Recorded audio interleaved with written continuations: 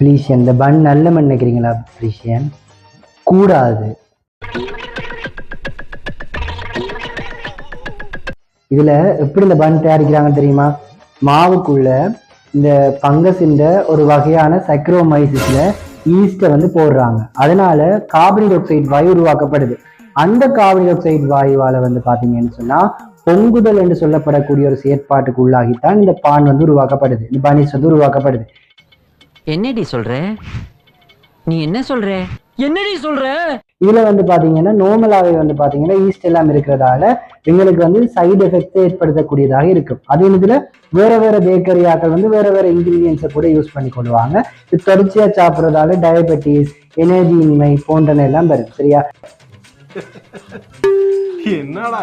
என்னதான் சொன்னாலும் பெஸ்டான கால சாப்பாடு நம்ம புட்டு தான். சரி, நான் செவனே தானா போய்க்கிருந்தேன். யாரு வம்பு தும்புக்காச்சும் போனா